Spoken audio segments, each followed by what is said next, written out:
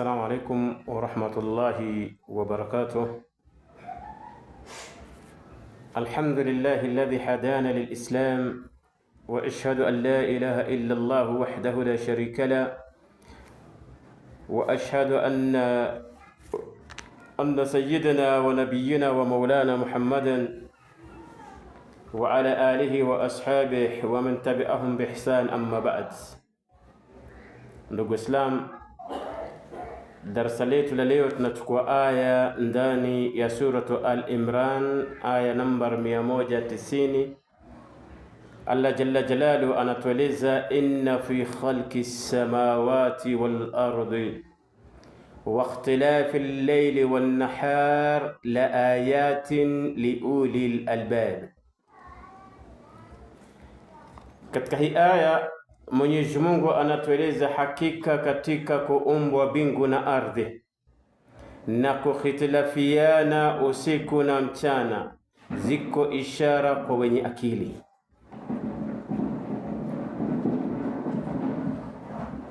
Zipo ishara kwa wenye akili. Ndugu Islamu, hapa Allah jalla jalalu anatuelezea uhakika wa uumbaji wa mbingu na ardhi.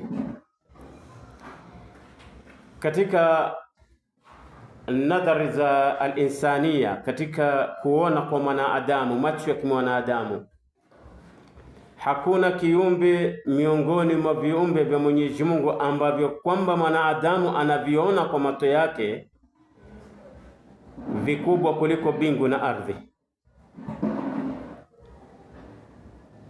Sidhani kama kuna mwanadamu ashaona kitu kikubwa kuliko mbingu. Sidhani kama wewe ndugu yangu umeshaona chochote kikubwa kuliko mbingu ama ardhi. Maana ukitoka hapo kenda pengine utapata ardhi, ukitoka kenda Amerika utapata ardhi, ukenda Saudia utakuta ardhi, ukenda kila mahala utapata ardhi, utapata mbingu. Kwa hivyo katika makhluk zipo viumbe vingine vikubwa zaidi kuliko mbingu na ardhi. Ipo arshi. Arshi Mwenyezi Mungu ni kubwa, lakini katika mtazamo wa kibinadamu viumbe alivyoviumba Allah jalla jalalu ambazo kwamba ni vikubwa kwa upeo wa macho yetu, kwa kuona kwa macho yetu, ni mbingu na ardhi, hakuna kingine. Ndio anatuambia katika uumbaji wa mbingu na ardhi, wa ikhtilafi al-layli wan nahar, na kule kukhitilafiana usiku, ukaja mtana ukaja usiku, mara ni giza mara ni mwangaza, ni baridi ni joto. La ayatin, ni ishara tosha, ni dalili tosha, ni alama tosha, liulil albab, kwa wenye akili. Ahibatul kiram, Mwenyezi Mungu anatuzungumzia wenye akili, ndiyo ambao kwamba wakiangalia mbingu na ardhi wataweza kuona kwamba hakika hizi ni alama tosha Mwenyezi Mungu yupo. Wenye akili ni yupi? Au wenye akili ni watu wa aina gani? Mwenyezi Mungu anatueleza ndani ya hiyo suratu Al-Imran, aya namba 191, akatwambia, alladhina yadhkuruna Allaha qiyaman wa qu'udan wa ala junubihim.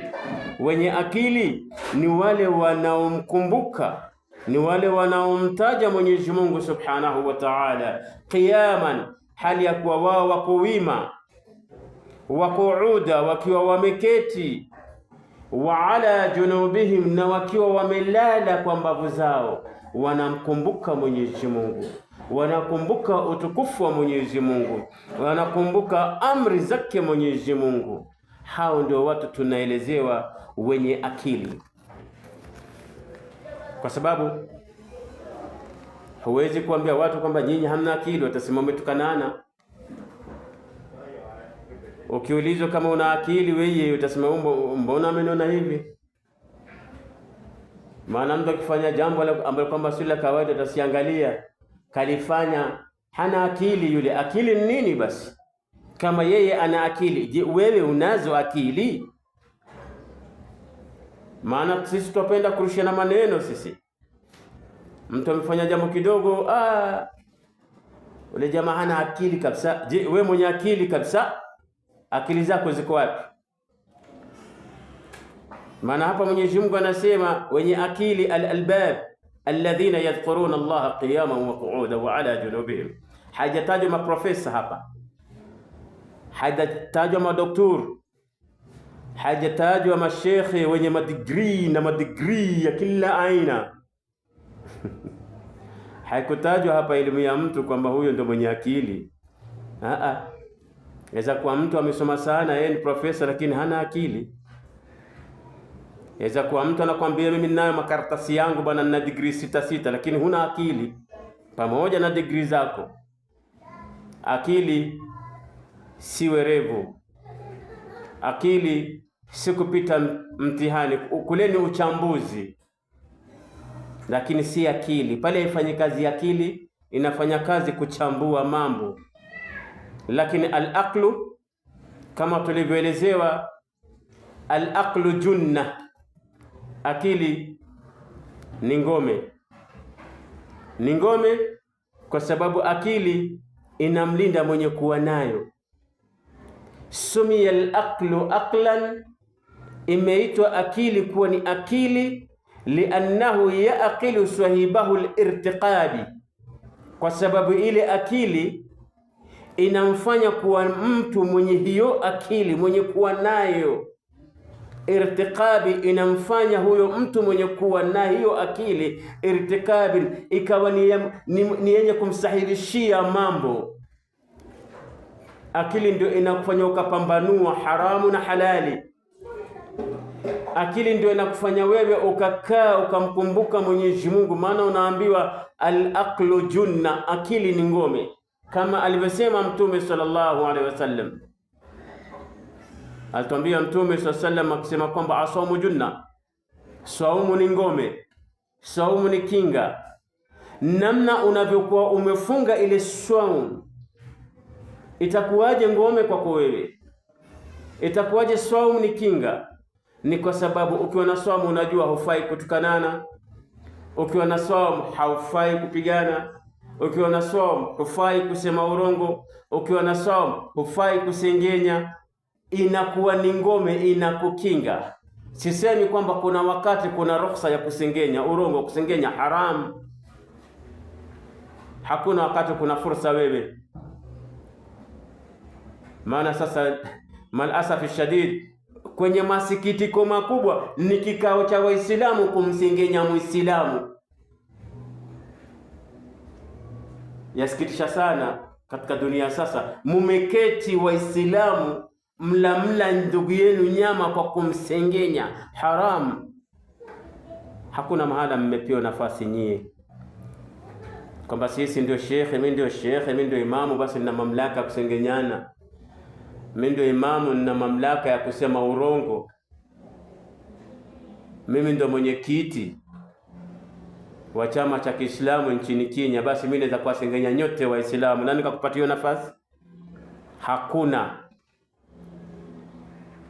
Kwa hivyo al-aqlu junna, akili ni ngome ambayo kwamba Mwenyezi Mungu Subhanahu wa Ta'ala alipomuumba mwanadamu alimwekea ngome, alimwekea akili ambayo kwamba mawakilhu dunyan wa dinan, ambayo kwamba itaweza kumuongoza huyu mwanadamu katika dunia na kesho akhera. Akili itaweza kumuongoza mwanadamu. Kwa hivyo wapenzi watukufu wa Islam, wenye akili ni wale wanaomtaja Mwenyezi Mungu. Wenye akili ni wale wanaokumbuka swala. Wenye akili ni wale wanakataa kukaa kwenye vikao vya kusengenyana. Wenye akili inakulinda, tulivyoelezewa, wa idha jalasta fil majalis an-nas fahfadh lisanaka, ukikaa katika vikao, katika majlis wanakutana watu 10, 5, 20 mkazungumza, basi chunga ulimi wako.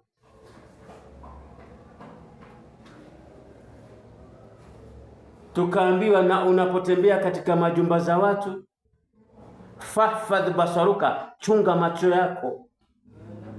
Huyu ndio mtu mwenye akili. Akiingia kwa watu anachunga macho yako. si kuangaza nyumba za watu namna unavyotaka wewe mwanadamu. Sasa ndugu yangu Muislamu, hapa ndio tunapojiuliza, Allah subhanahu wa ta'ala yeye mwenyewe ametueleza ndani ya Qur'an, ulil albab, wenye akili ni wale wanaomkumbuka Mwenyezi Mungu. Hapa tujiulize swali, ni kwa nini ulizaliwa wewe Muislamu? Ni kwa nini wewe Muislamu uliumbwa ukaja hapa duniani? Mwenyezi Mungu akakupa akili. Je, leo hii unaitumia akili yako namna alivyokupa Mwenyezi Mungu, ama akili yako unatumia kwa ujanja, kukalia mali za watu kwa ujanja, kuongoza watu kwa ujanja? Ahibatul kiram, wapenzi watukufu wa Islam, siku zetu zimekwisha, na Mtume sallam anatambia, al-aqilu, mwenye akili, man la yansa mauta, ni yule ambaye kwamba yeye hasahau mauti. Al-aqilu, mwenye akili, man la yansa al-mauta, ni yule ambaye kwamba hasahau umauti, walbila, na kwenda kuoza, kuchakaa. Mwenye akili anajua mimi kesho nitaondoka. Mwenye akili anajua mimi kesho nitakufa.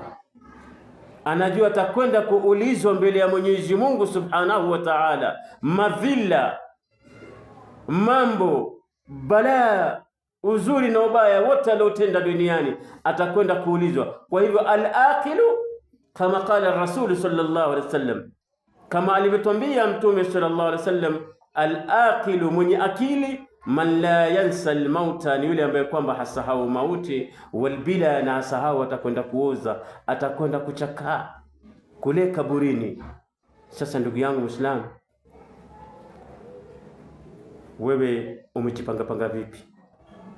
Tuulizane tu, umejipanga kiasi gani? Kwa sababu iko siku ya siku itafika, na umesikia Allah amewasifia wenye kumkumbuka ndio wenye akili, wenye kurudi misikitini na kufanya amali ya khairat bila riya. Hatuendi msikitini kwa sababu ya kujionyesha, jamani mimi nipo leo. Hatuendi msikitini kwa sababu umesikia kuna hadhara, kuna watu leo wageni watakuja, kuna harusi, kuna msiba, sikio kusekani wewe msikitini. Kwa nini tufanye hivyo? Hii dunia inayotukimbiza mbio, ndugu zangu Waislamu, kweli kabisa, dunia inatukimbiza mbio.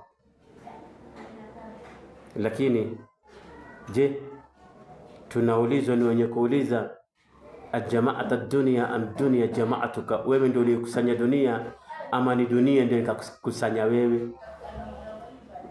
Ndugu yangu Muislamu, ni swala la sisi kuwaza na kutafakari. Atarakta dunia am dunia taraktuka? Wewe ndio umeacha dunia ama dunia itakuacha wewe? Habibatul kiram, tunaambiwa hivi, ya ibn adam, ewe mwanadamu, la in a'taytuka malan dunya kulliha la raghibta mithluha, lau kama ingekusanywa mali ya dunia mzima, dhahabu zote, almasi zote, gari zote, viwanda zote, upawe wewe, la raghibta mithluha, basi ungelitamani tena upate nyingine kama hizo. Kwa hivyo hibatul kiram, fala yashba batnuka illa biturab, tumbo lako haliwezi shiba isipokuwa kwa mchanga.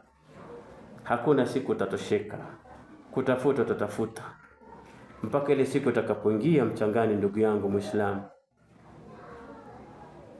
Kwa hivyo hibatul kiram, usia wangu kwa hii darsa fupi na kuambia hivi, innama khalaqtuka lil akhirah, sisi tumeumbwa sisi na umeumbwa wewe kwa sababu ya akhira yako.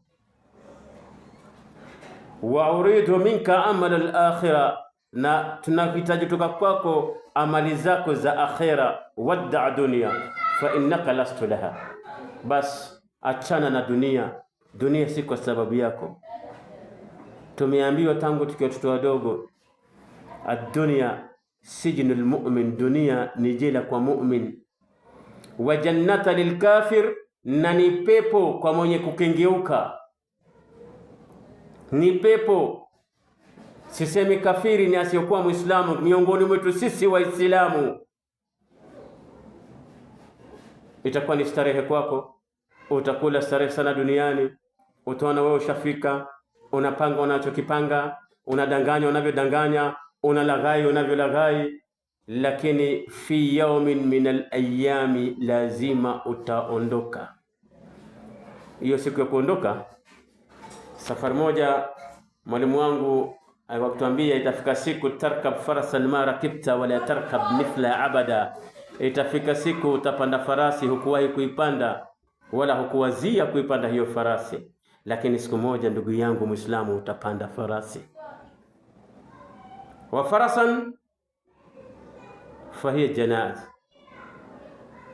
farasi ni jeneza ndugu yangu Muislamu, inakusubiri kila siku. Sisi tutaulizana, je, ni nani miongoni mwetu ambaye kwamba ashakwenda kujipima kama atafiti ndani ya jeneza?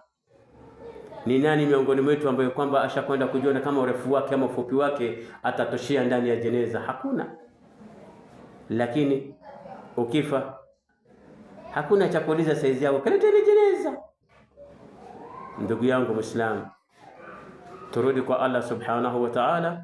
Babu tauba maftuhun, mlango wa toba uko wazi.